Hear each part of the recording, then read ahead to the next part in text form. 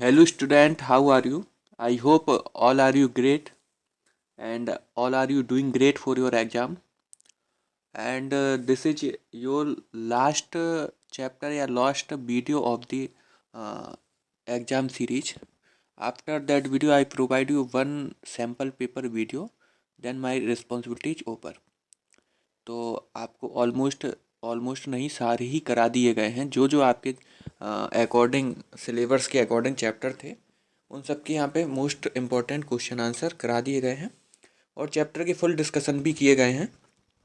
तो ये आपका लास्ट चैप्टर जो एक बचता था यूनिटी इन डाइवर्सिटी और मैन इन द वन वाला वो यहाँ पे कंप्लीट कर रहा हूँ। इसके बाद मैं एक वीडियो आपको दूंगा सैम्पल पेपर की और उसके बाद मैं वीडियो नहीं दूंगा। अगर आप चाहते हैं किसी टॉपिक पे या किसी भी आप चैप्टर पे वीडियो चाहते हैं या किसी भी क्वेश्चन के ऊपर वीडियो चाहते हैं जो आप ना समझ पा रहे हो तो आप उसको कमेंट बॉक्स में डाल दीजिए। मैं आपको एग्ज़ाम के डेट से पहले वो वीडियो प्रोवाइड करा दूंगा। तो चलिए आपका मैन इन द वन या यूनिटी इन डाइवर्सिटी का हम लोग शुरुआत करते हैं। सबसे पहले मल्टीपल चॉइस क्वेश्चन देखेंगे। तो पहला क्वेश्चन है विच of the following contributes of India diverse population. ठीक है, इंडिया के जो पॉपुलेशन उसके बारे में हमें देखना है। पहला दिया है कि different language spoken across regions, कि जो कई सारे रीजन्स हैं क्षेत्र हैं उसमें अलग अलग लैंग्वेज बोली जाती है। सब आप जानते हो, सही बात है। हमारे एरिया में कुछ और लैंग्वेज बोली जाती है, कहीं और कुछ और।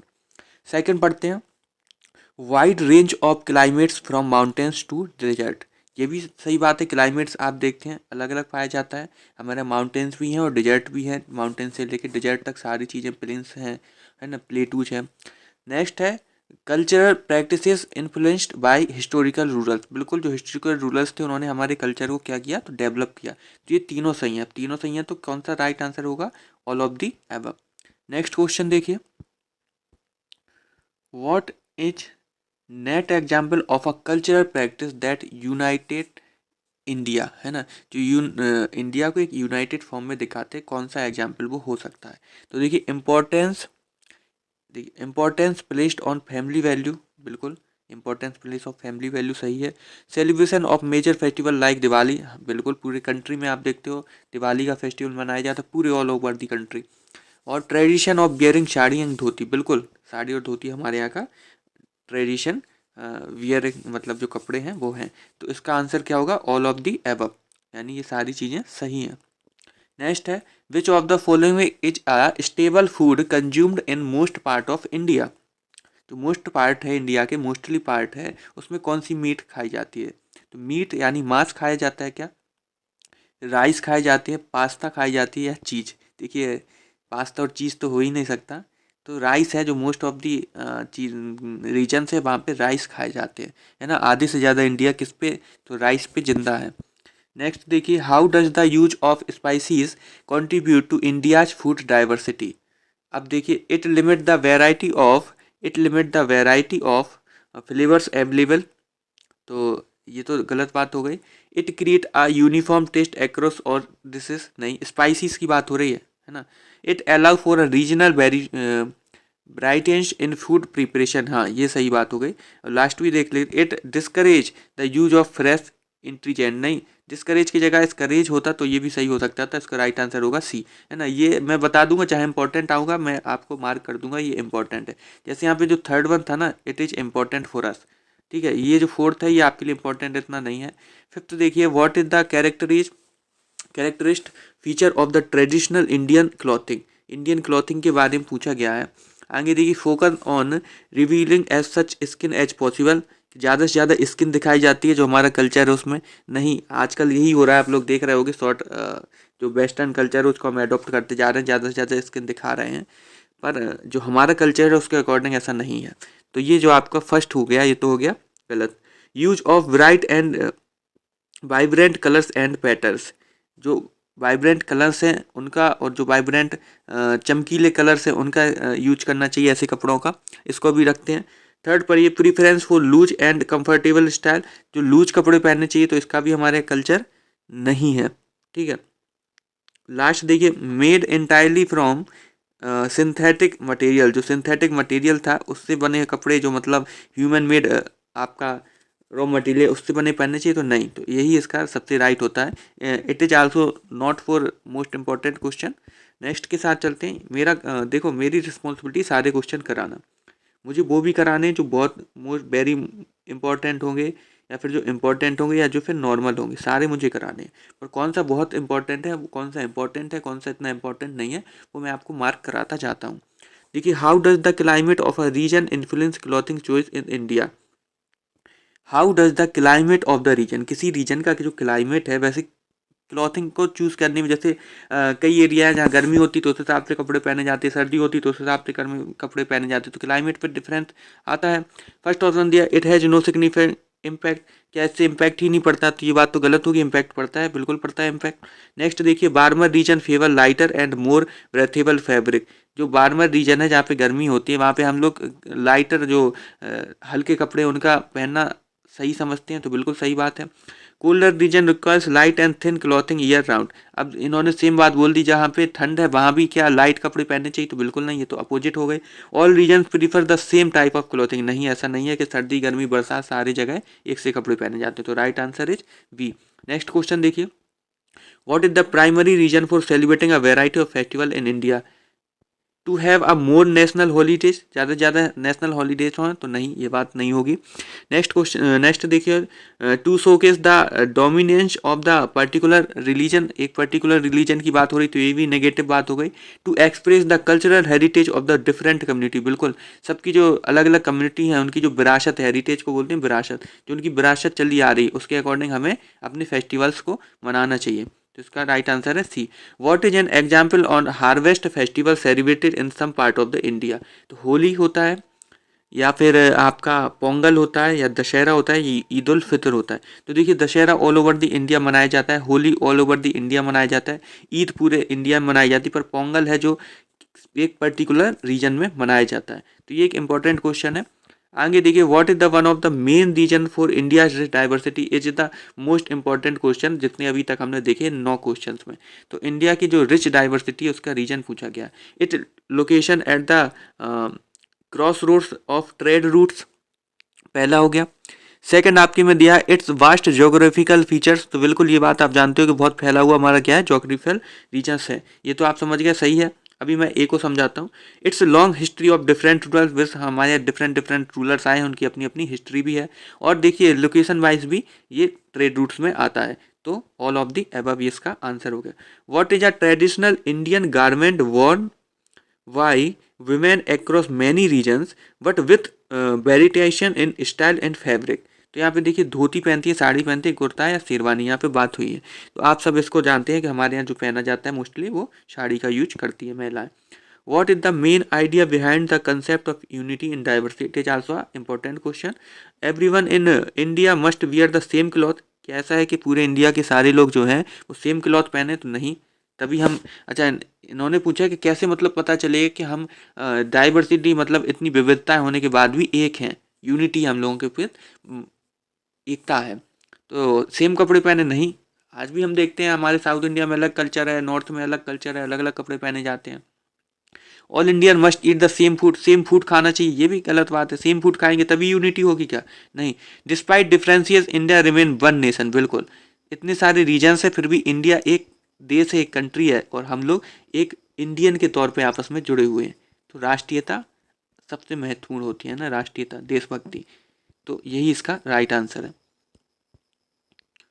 आगे देखिए, जो नेक्स्ट क्वेश्चन है उसको देखिए, which of the following is not a common stable food found across most region of the India, कौन सा नहीं है। तो देखिए, राइस, राइस तो बिल्कुल है, मैंने भी बताया था, ठीक है, दाल भी है, समोसा भी आप खाया जाता है, पर ब्रेड सारी जगह नहीं है। तो ये आपके कुछ MCQs थे, जिसमें से 2-3 MCQs इंपॉर्टेंट है, बस आप उनको याद कर लेना। चलिए अब शॉर्ट आंसर की तरफ बढ़ते हैं। What is the India famous for in term of diversity, diversity के टर्म में इंडिया क्यों फेमस है, किस वजह से फेमस है। तो India is famous for its rich diversity, आप सब जानते हैं हम लोग एक विभिन्न विविधताओं वाले देश हैं, इसका पूरा मैंने चैप्टर आपको समझाया है, और यहाँ मैं पूरी बातें तो नहीं समझा पाऊँगा, पर विविधताओं से मतलब है कि हमारे यहाँ देखिए अलग अलग फील्ड रीजन में अलग अलग कल्चर है, अलग अलग कपड़े पहनते हैं, अलग अलग लैंग्वेज बोलते हैं, अलग अलग फूड खाते हैं, अलग अलग फेस्टिवल्स मनाते हैं, फिर भी हम लोग यूनिटी में हैं, एकता में हैं। इसका ये सिंपल सा मतलब है। तो देखिए, India is famous for its rich diversity in religion. देखिए, हमारे यहाँ कई टाइप के धर्म हैं, कई टाइप की लैंग्वेज है, कई टाइप के कल्चर हैं, कई टाइप का फूड खाते हैं, कई टाइप के फेस्टिवल मनाते हैं, और जो जोग्राफिकल फीचर्स हैं वो भी अलग हैं। कोई प्लेटू पे रहता है, कोई प्लेन्स में रहता है, कोई हिमालय मतलब आपका माउंटेन्स में रहता है। तो ये एक इम्पॉर्टेंट क्वेश्चन था। What kind of variety do we find in Indian food. जो हमारे इंडियन फूड है इसमें हम लोग कौन कौन सी वेराइटी वाले देख सकते हैं। तो देखिए, Indian food offer a wide variety of flavours. कई सारी हैं, देखिए कई सारे फ्लेवर्स हैं, स्पाइसी चीज़ें भी हम लोग देते हैं, ठीक है।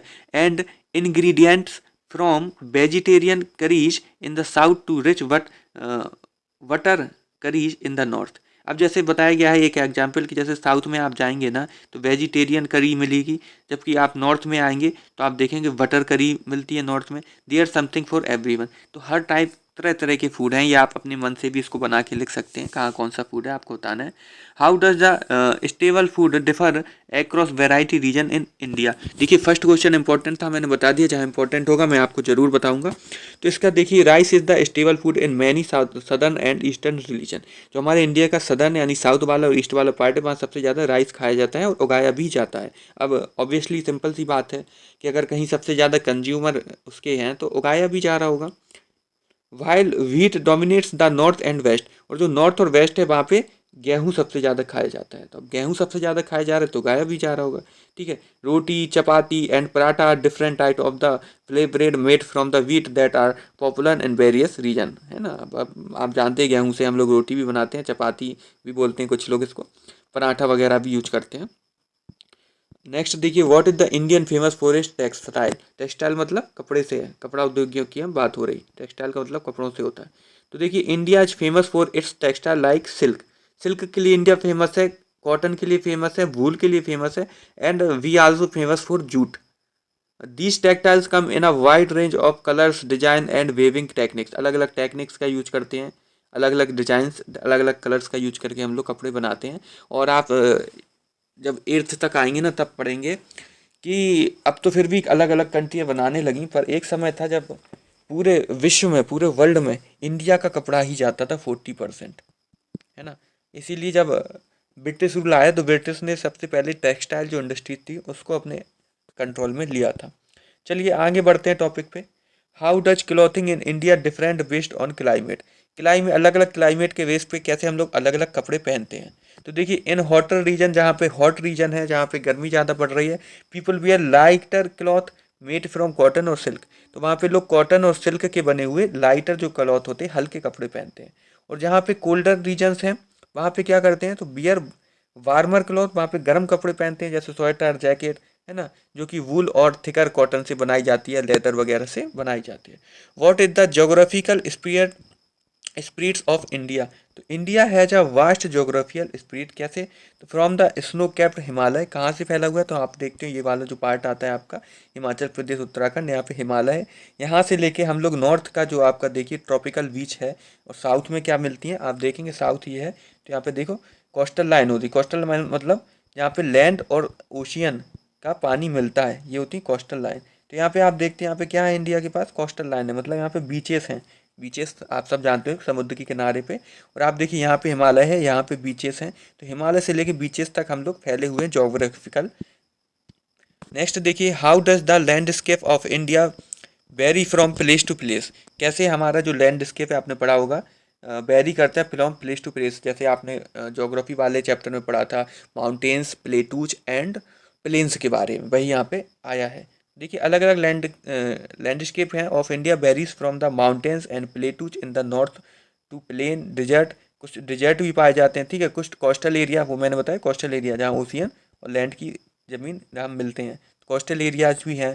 देर also rich biodiversity hotspot and forest. और बहुत टाइप के हमारे यहाँ पास बायोडाइवर्सिटी भी है, बहुत सारे फॉरेस्ट भी हैं। तो ये भी थोड़ा सा इंपॉर्टेंट क्वेश्चन था।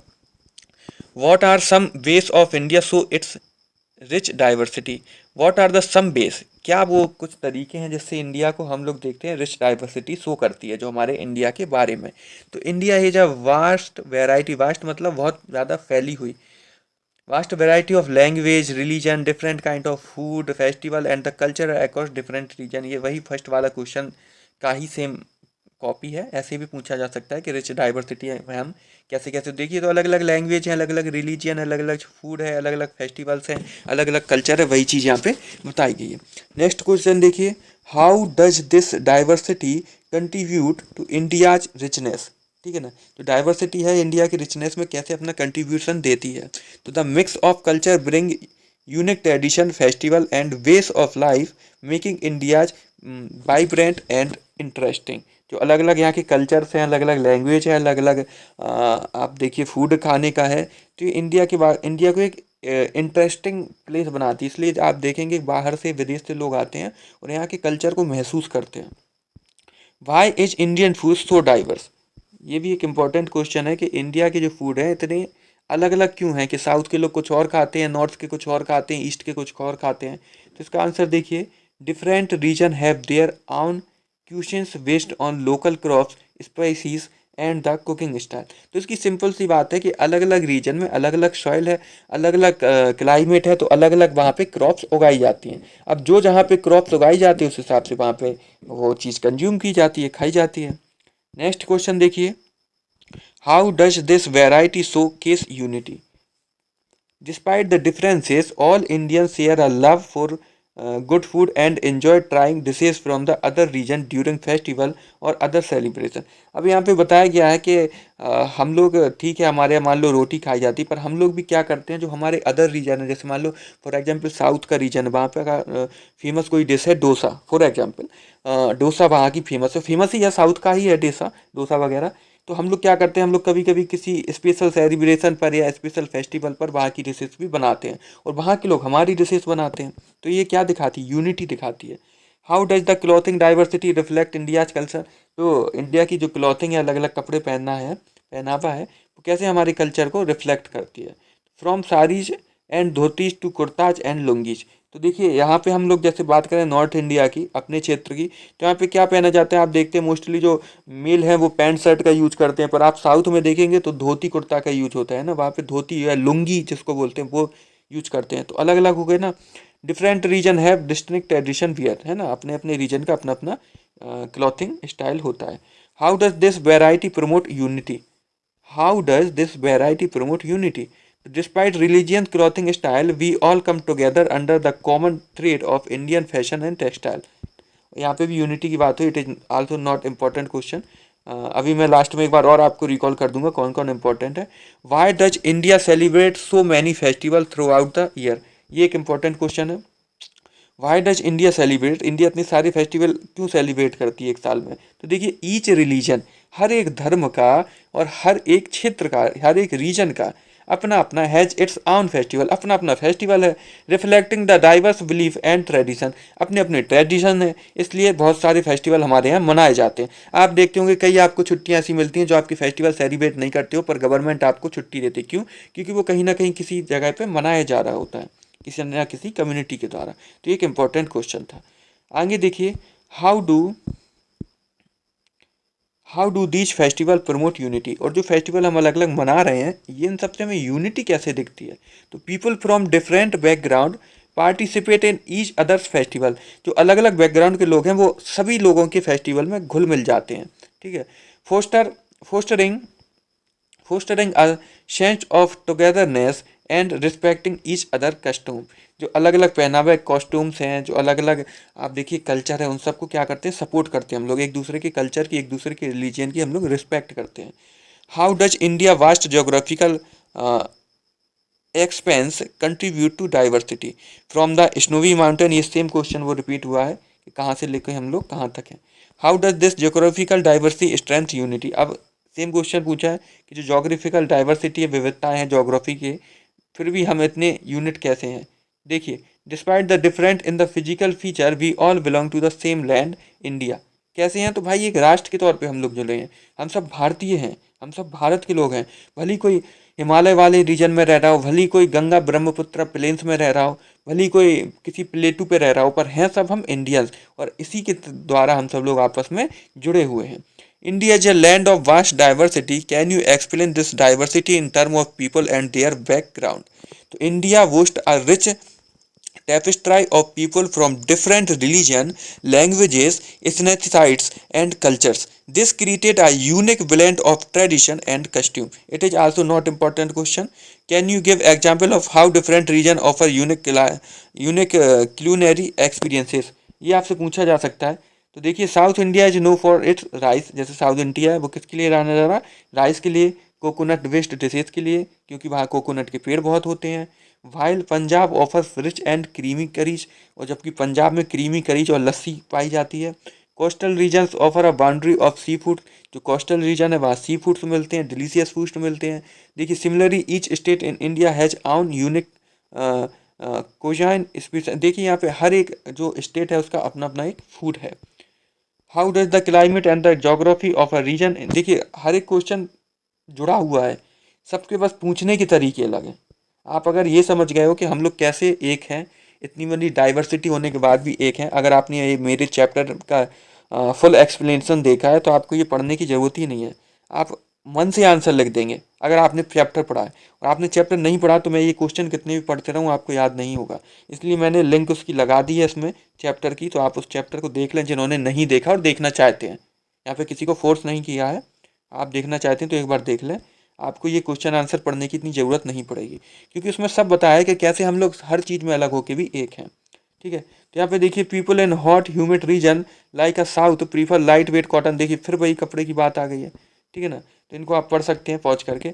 Beside regional varieties, what are some common threads that wind Indian clothing. यहाँ पे फिर वही क्लॉथिंग की बात की है. तो देखिए, वही चीज़ है. Vibrant colours and intricate design are hallmark of Indian textile. देखिए, जैसे मान लो इन्होंने पूछा है कि अलग अलग जगह अलग अलग कपड़े पहने जाते हैं, फिर भी हम क्या सिमिलरिटी देख सकते हैं. देखिए, डिजाइन एक सिमिलरिटी हो सकता है. इसके अलावा सारे इंडियन टेक्सटाइल एक सिमिलरिटी है. Traditional clothing like saris and kurtas are worn across the country. और साड़ी और कुर्ता लगभग पूरे कंट्री में पहना जाता है. तो ये कुछ रीजन बताए गए हैं. How do you festival showcase India unity in diversity. ये भी थोड़ा इंपॉर्टेंट क्वेश्चन है, इसको भी देख लेंगे. We celebrate numerous festival throughout the year. एक साल में हम कई सारे असंख्य फेस्टिवल मनाते हैं. Each with its own unique tradition, और सबका एक अपना यूनिक ट्रेडिशन है. However the spirit of joy, togetherness and sharing transcends these differences, uniting us as a nation. ये सब हमें एज अ नेशन यानी एज अ राष्ट्र के तौर पे एकता में बनाते हैं. इसके बाद एक लॉन्ग क्वेश्चन है. Can you name two festival celebrate in different part of India highlighting their culture significance. ये लॉन्ग में पूछा जा सकता है कि आप ऐसे दो फेस्टिवल बताइए जो पूरे इंडिया में मनाए जाते हैं और उनमें क्या डिफरेंट पार्ट में जो मनाए जाते हैं और उनमें के बारे में आपको हाईलाइट करना है. तो इसके बारे में एक आप दो एग्जाम्पल ले सकते हैं. तो देखिए, दिवाली है और मकर संक्रांति यहाँ पे लिया गया. आप दूसरा भी ले सकते हैं अगर आपको किसी दूसरे फेस्टिवल की नॉलेज है. तो Diwali and Makar Sankranti are two major festival which are celebrate all over India. आप सब जानते हैं कि जो मकर संक्रांति अभी हुई थी और दिवाली पूरे इंडिया में मनाई जाती है. Makar Sankranti signifies beginning of a new harvest year as due of earth revolution around sun began its movement from southern to northern hemisphere.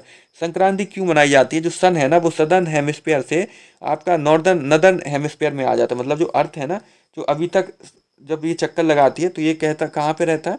South वाले में. फिर इसमें नॉर्थ में जैसे ही आता है तो हम लोग मकर संक्रांति मनाते हैं. At around same time Lohri is celebrate in Punjab. और सेम टाइम पे आप देखते हैं कि जो लोहड़ी होती है वो पंजाब में मनाई जाती है. उसी टाइम पे पोंगल मनाया जाता है आपका तमिलनाडु में, और बिहू मनाया जाता है असम में. कब? मकर संक्रांति के दिन. देखिए, अलग अलग जगह पे क्या हो रहा है, अलग अलग फेस्टिवल अलग अलग नाम से सेलिब्रेट हो रहे हैं. Diwali is celebrate as Lord Ram come back to his home town Ayodhya after defeating the demon Ravan. आप सब जानते हैं कि रावण का वध करके भगवान राम जब अयोध्या लौटे थे तो हम लोग दिवाली सेलिब्रेट करते हैं. It is celebrate as victory of good over evil. और यह हम किसके रूप में मनाते हैं? तो असत्य पर सत्य की विजय या बुराई पर अच्छाई की विजय. Whatever festival so deep cultural roots in Bharat since ancient time. तो यहाँ पे बताया गया, देखो एक लिया गया है हमने किसको? मकर संक्रांति को. मकर संक्रांति अलग अलग पार्ट में अलग अलग फेस्टिवल के रूप में मनाई जाती है, जबकि Diwali all over the India सिर्फ दिवाली के नाम से मनाई जाती है. How does the diversity in rich our life. इसको भी आप देख सकते हैं. इसके बाद in your opinion how does in the India diversity contribute to its rich culture heritage. और इसके बाद जो आपका मोस्ट इम्पॉर्टेंट है वो है ये मैचिंग। ये मैचिंग बहुत मोस्ट इम्पॉर्टेंट चीज़ है। तो पहले हम ये 2 क्वेश्चन और आपको बता देते हैं, फिर इसके बाद हम लोग चलेंगे किस पे, आपके मोस्ट इम्पॉर्टेंट मैचिंग पे। तो सबसे पहले हम क्वेश्चन देख लेते हैं। तो क्वेश्चन स्टार्ट करते हैं हम लोग अपना। जो 2 क्वेश्चन बचे हैं इनको भी देख लेते हैं। इतने इंपॉर्टेंट नहीं है पर देख लेते हैं, हम कुछ नहीं छोड़ना चाहते। How does this diversity enrich our life. जो डाइवर्सिटी आप ऊपर पढ़ के आए हो, ये कैसे हमारे लाइफ को इनरिच करती है। तो देखिए, diversity exposes a different perspective. क्या क्या पर्सपेक्टिव है, तो देखिए, traditions and ways of life.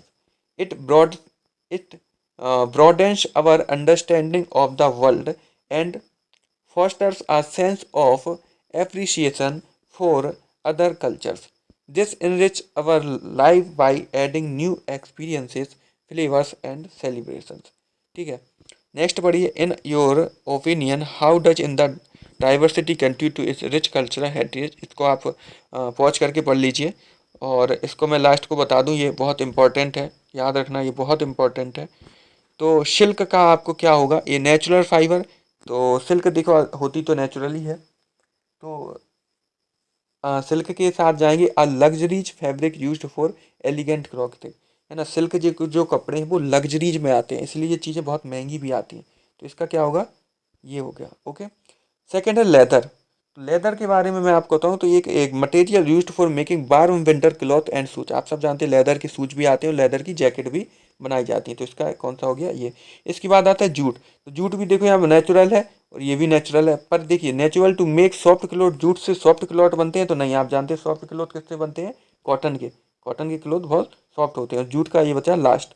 तो आप समझ चुके हैं। सिल्क का ये वाला हो गया, लेदर का ये वाला हो गया, ठीक है, और जूट का ये वाला हो गया, और कॉटन का फर्स्ट वाला हो गया। It is important. और क्या इंपॉर्टेंट है वो मैं आपको बता देता हूँ क्वेश्चन में एक बार फिर से। देखिए, फर्स्ट क्वेश्चन यहाँ पे इंपॉर्टेंट था, what is the India famous for its term and diversity. उसके बाद देखिए, फूड वाला भी पूछा जा सकता है कि कहाँ कौन सा फूड होता है। थर्ड इंपॉर्टेंट नहीं है। फोर्थ इंपॉर्टेंट नहीं है। ठीक है, फिफ्थ भी इंपॉर्टेंट नहीं। How did the geographical sphere, ये पूछा जा सकता है, ये भी थोड़ा इंपॉर्टेंट है। How does the landscape of India vary from place to place. What are some base of India so in rich diversity, ये भी पूछा जा सकता है। How does this rich contribute India richness, ये भी पूछा जा सकता है। ये दोनों सेम ही क्वेश्चन है। तो ये कुछ इंपॉर्टेंट क्वेश्चन है। इसके बाद मैं आपको एक सैम्पल पेपर दूंगा बढ़िया सा, है ना, 2-3 दिन में दूंगा। पर आपको बढ़िया दूंगा, अभी टाइम है, आपका पेपर 7 तारीख को है, तो उसके पहले मैं 3-4 तारीख तक आपको एक सैम्पल पेपर दे दूंगा। Thank you very much.